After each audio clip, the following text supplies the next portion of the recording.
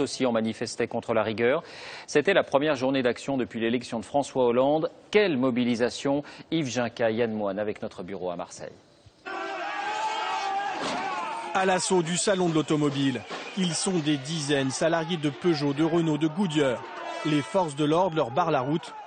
Gaz lacrymogène contre jet de pavé. En première ligne, les ouvriers des usines menacées de fermeture. On n'a pas envie d'être licencié non plus, on veut que ça continue. Il y a des plans de licenciement à droite, à gauche, il faut arrêter les conneries. 1h30 d'échauffourée avant dispersion. Un peu plus tard, dans les rues de Paris, la principale manifestation s'est déroulée dans le calme. 25 000 personnes selon la CGT, 11 000 selon la police. Une première mobilisation depuis la présidentielle. Un message pour le gouvernement, accusé de laxisme face au patronat.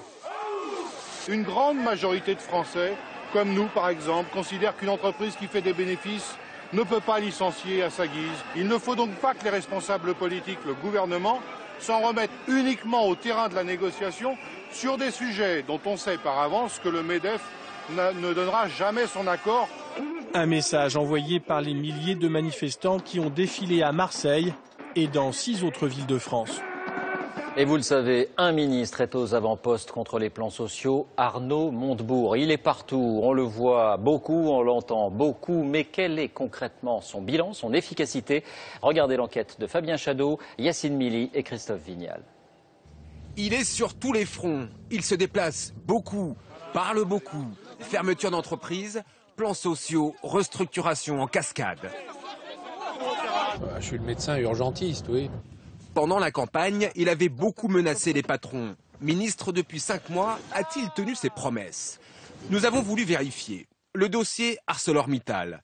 Le 4 juin dernier, voici ce qu'il déclarait sur le perron de l'Élysée. Nous demandons à ArcelorMittal de ne procéder à aucune décision qui remettrait en cause la viabilité du site.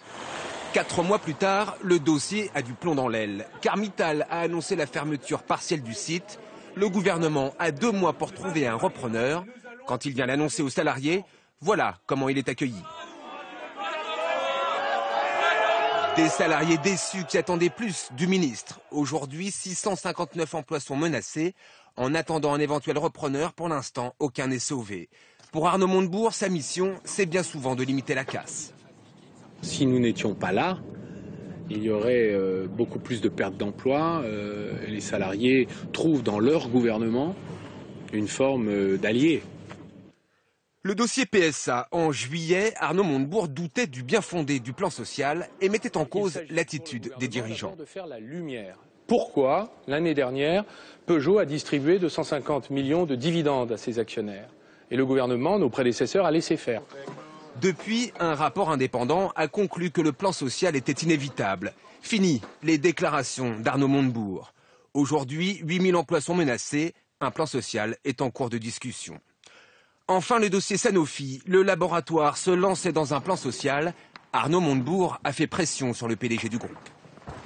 Au mois de juillet, M. Vibarrer est venu dans mon bureau m'expliquer qu'il allait supprimer 2500 emplois. Lundi dernier, il est arrivé avec un plan social de 1390 emplois. Et puis, au bout de 2 heures de discussion, il l'a réduit à 900. Et c'est encore trop. Quand est-ce que vous intervenez pour dire stop, c'est zéro? Insuffisant pour les salariés de Sanofi. De son côté, le ministre se défend. Ses services affirment avoir traité 119 cas d'entreprises qui étaient en dépôt de bilan ou au bord du dépôt de bilan. Au total, 20 000 emplois menacés. Ils assurent en avoir sauvé 15 000. Nous avons des résultats. Ils ne sont pas extraordinaires, mais ce sont des résultats. Vous savez, c'est petit caillou après petit caillou, pierre après pierre, grosse pierre après grosse pierre. Donc j'ai besoin de temps pour reconstruire et remonter l'industrie française. Du temps pour réussir dans une mission qui, en période de crise, est sans doute la plus délicate de l'action gouvernementale.